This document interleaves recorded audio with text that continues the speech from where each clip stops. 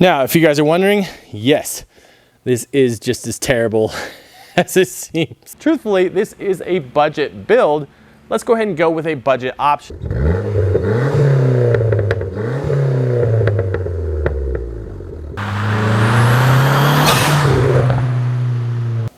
Hey guys, welcome back to Reignited. Now, as you can see, we're working on our newest project vehicle here. This is our latest acquisition, a 2005 Dodge Neon SRT4. Now, I'm a Neon guy from way back in the day. I had an original 1996 first gen Neon that I ended up doing a bolt-on style build with that. I raced it, then I put it back to stock. Then I built a turbo kit for this thing, raced it for a while, then I put it back to stock.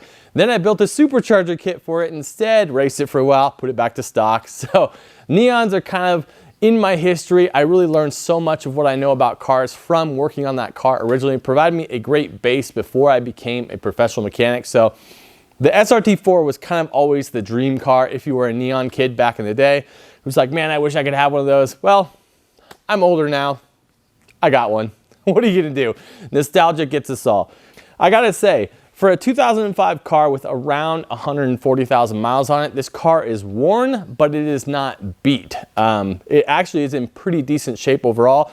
No major accident damage throughout. The dash is still in one piece. It's not all cracked out. So yes, definitely worn, but it's a pretty nice car, so I don't want to ruin the thing. I think for right now, I just want to enjoy the car as it's meant to be driven. So we're going to do some nice, tasteful upgrades to it, but also we need to fix some things that are wrong with it. And that's kind of what we're going to start with here in this episode. Now, as you can imagine, being a 2005, this car was a cheap car when it first came out. So it's not like they used their premium components on it. So there was some things that really need to be fixed before we can use this thing as a daily driver. The first thing was the clutch. This thing, basically, it wouldn't go into gear, it wouldn't come out of gear. You depress the clutch and basically nothing happens. So essentially what's going on there is the clutch is worn out, the pressure plate is no longer releasing from the disc itself, and you can't shift. So as soon as I drove this thing, I was like, okay, we need a clutch in this thing, not really a big deal. I just went ahead and picked up a cheap Stage 1 clutch off of Amazon, tossed that in there off camera here a few weeks ago. It drives great now, no problem at all. Now we're gonna move on to our next issue, and this is also a big one, unfortunately, and that's the heater core leaks in this thing. Now again, not uncommon and not surprising based on its age. Unfortunately, it's a pretty decent sized job because like most heater cores, you have to remove the entire dash and you have to remove the heater box assembly as well. So that's what we're gonna get into straight away. Let's do it. Kind of interesting find here. You look down here, look at all this broken up stuff. What this is some sound deadening material that was on the underside of the dash, and it actually just through age, it all dried up and cracked and broke. So all of this is just rattling around underneath the dash. So ironically, even though its original purpose was to dampen the sound, now it's causing an actual rattling noise. So we're gonna clean up and get rid of all of that stuff. Now, if you guys are wondering, yes, this is just as terrible as it seems. You know, I'm really not a fan of the way they did the heater core on these things. You have to pull the entire upper half of the HVAC box apart to pull the heater core out. Most of the modern ones have it separate to where you can just pull off a screw and then the whole thing slides out. So yeah, not a fan. Okay, finally have access here to our heater core.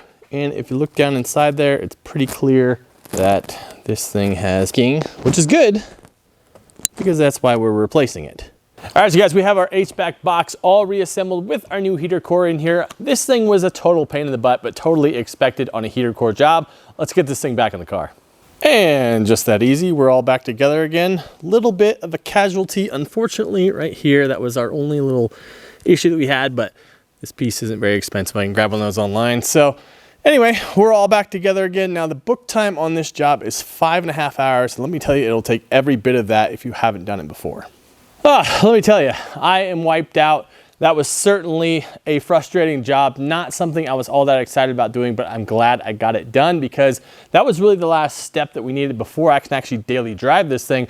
Now we get to move on to the fun stuff, which is our modifications. Like I said, we're gonna keep this thing budget, we're gonna keep it simple, just do some tasteful mods to it that really kind of improve what's already here because this is a great car. All right, you guys, let's switch over and doing something a little bit more fun. Now, I don't know if you guys have noticed this or not, but for whatever reason, these generation of Dodge vehicles, pretty much all of them, had ridiculous wheel gap on these things. They all look like 4x4s. I don't know why that is. Now, I'm not looking to slam this thing into the weeds, but I do want to bring it down a reasonable amount. Now originally I was thinking about doing a set of springs on there, and then I was thinking, well, I could do a more expensive set of coilovers, but truthfully, this is a budget build. Let's go ahead and go with a budget option. Now you guys saw on the twin charge Magnum, I installed a set of those max speeding rods T6 coilovers. And I'll be honest, I was really impressed with the step up they had made in these newer generation coilovers, so I figured I'd give them a shot on this car as well. So that's what these are. These are the T6 max speeding rods coilovers for the Dodge Neon. I believe it's a 2000 to 2005 model. These are fully adjustable coilovers. They have dampener adjustment, and these ones also have camber adjustment on the front as well. So I think it's gonna be a fun option to give it a try. Now, importantly, as I mentioned, this is going to be my daily driver. So unlike the Magnum, I'm going to put a lot of miles on this car. I will be commuting in it every single day to work and back. So I'm going to get a ton of feedback on what these coilovers can do on a day-to-day basis. And I'll make sure to give you guys a long-term report on that. Now, one of the ultimate goals of this car, beyond just being my daily driver, is I really want to get this thing out on a road course. Nothing competitive, but just doing track days with it. Now, interestingly, we happen to have one of the best road courses, in my opinion, right near where I live, called Oregon Raceway Park. That's in Grass Valley, Oregon. There's pretty much nothing else out there, but you have this absolutely stunning track that has 400 feet of elevation change. There's blind crests all over the place. They run the track in both clockwise and counterclockwise directions, so it's like two completely different tracks. It is absolutely stunning out there. I absolutely love it.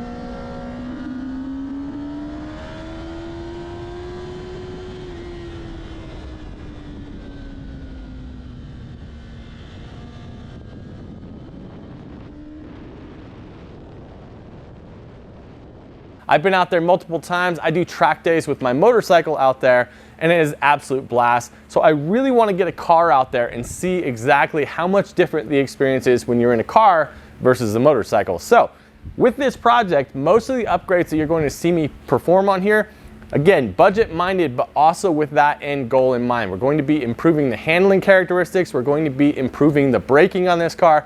Anything that will really help it get around the track faster. Obviously some tire upgrades as well.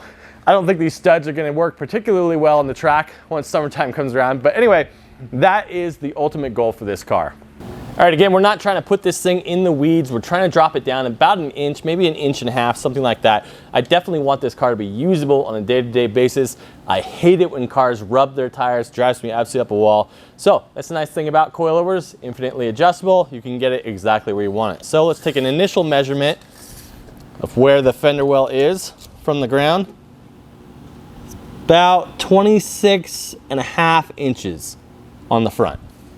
And in the rear, we're looking at, looks like 27.25.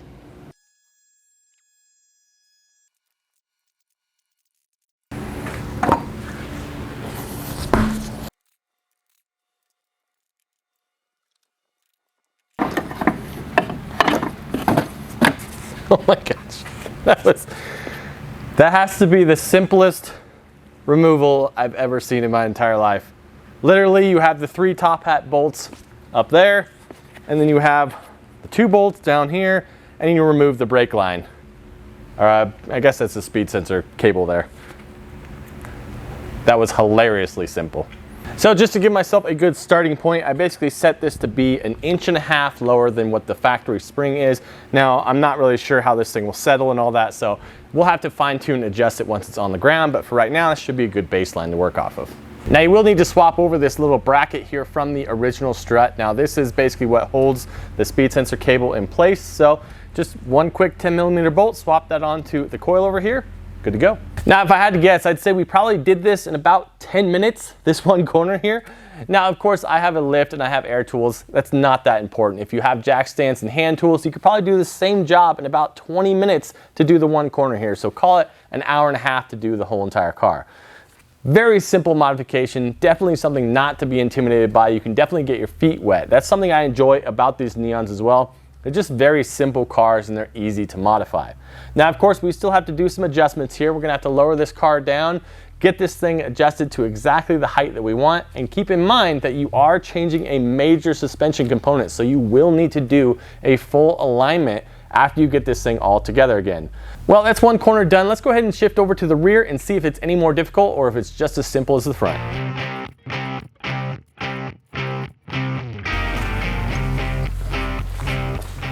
Now with the rear struts, same as the front, there are 3 nuts here that hold the top hat in place. Just undo those 3, let it drop down out of there. Okay, granted I had to take a little bit more off the rear suspension than I anticipated I would. Still not a big deal. You're talking about 5 to 6 bolts total, and the whole entire hub assembly comes out of the way and you can get that strut out of there. Now, we just gotta go ahead and slip the new strut back into place here, reassemble things, and again, check our fitment, check our overall height measurement, see if it's where we want it, and lock things down.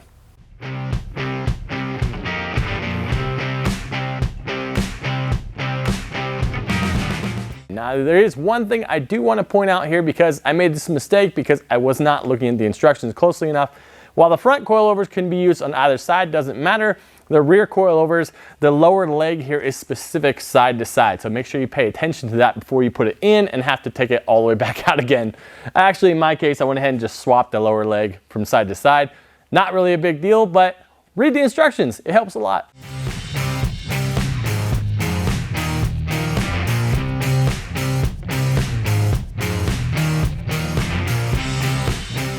Now, as you can tell, the braking system on this car is pretty rough looking. It was sitting for quite a while before I picked it up.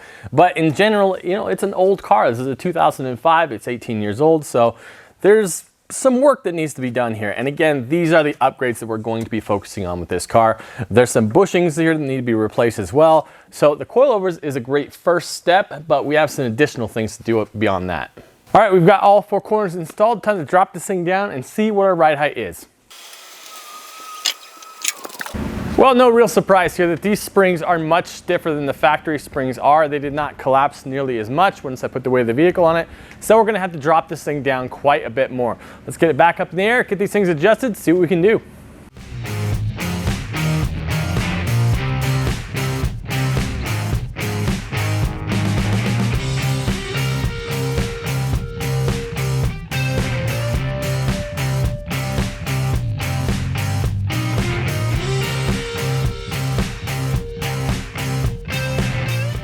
All right, I made some significant changes here. We dropped the front 1 inch and we dropped the rear 2 inches. So let's go ahead and put this thing down on the ground, see what we think.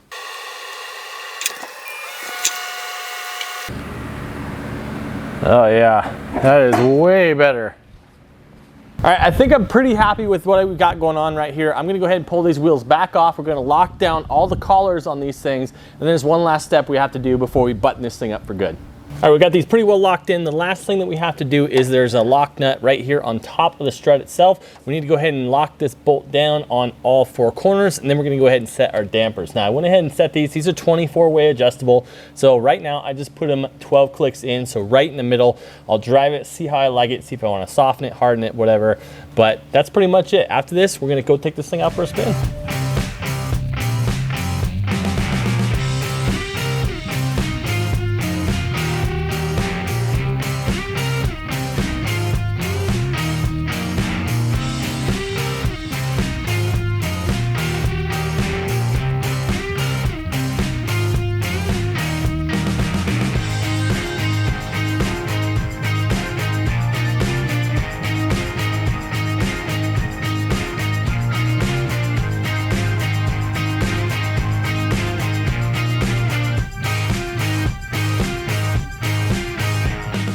Well, unfortunately, sometimes things happen, and I was out driving this thing around trying to get a feel for these new coilovers on how they are, and for the first time ever in my life, I got rear-ended, and that was really sad because I literally just got this thing on the road a week ago, and I was sitting at a red light and somebody just was distracted behind me and just pow, slammed right into me. So did some pretty significant damage to the bumper itself, which is a bummer because I'm not sure if you can actually get these rear bumpers anymore. So I'm hopeful that they can salvage this one.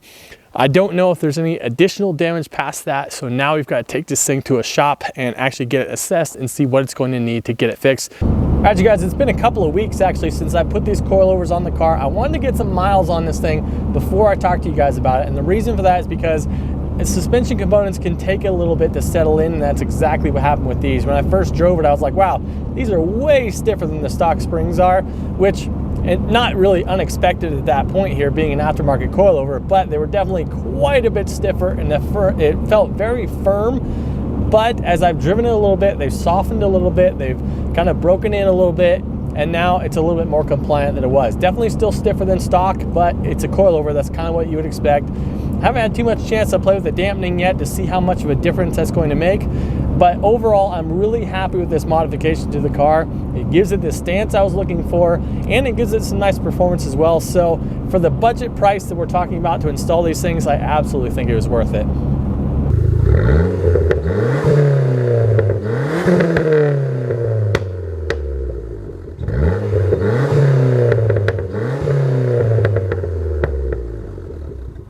Now, as far as making the switch from the Chrysler 300 over to this car, I could not be more happy. I was looking for something that was more engaging, something more interesting to drive. This car absolutely does that. It's a very visceral performance, and you're getting so much road noise from this thing. You're getting the steering input. You're having to shift the gears. I mean, it is absolutely an engaging car to drive. Now, it's definitely a cheap car, so it doesn't quite have that compliance and that niceness that the 300 has. But it definitely just reminds me of my youth, a lot of nostalgia involved here, and I gotta admit, this car is actually much faster than I remember these things being. I don't really think there's anything done to this aftermarket-wise, but this thing rips pretty good. I would say, as a comparison, I've driven the brand new Dodge Hornet RT that has the turbocharged inline-4 with the hybrid drive, and I think this thing's faster. Now, that's not really a huge accomplishment, but for a really old car compared to a $45,000 modern car, that's pretty impressive what this thing can do. So let's give this thing a little rip.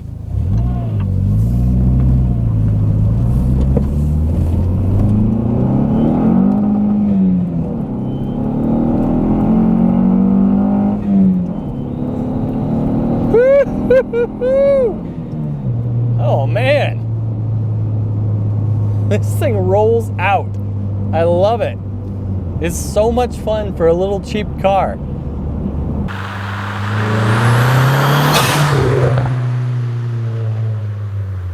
Now, I'd say one of the only real drawbacks to this car is that, man, this fuel tank is pretty small and it does not get the greatest mileage. No surprise, especially if I'm hooning it around like that. So that's a bit of a bummer. Not going to get as good a gas mileage as I was hoping to get out of it, but it's still better than the Chrysler 300. So as a daily driver, a commuter vehicle, I still think this is going to be the right option. In the end, I could not be more happy that I made the switch. Too bad that we're gonna have to take it in to have that rear bumper fixed already because I got rear-ended, but hopefully get back from that and we'll be able to continue on with this project. I wanna thank you guys for watching as always. We'll see you next time on Reignited.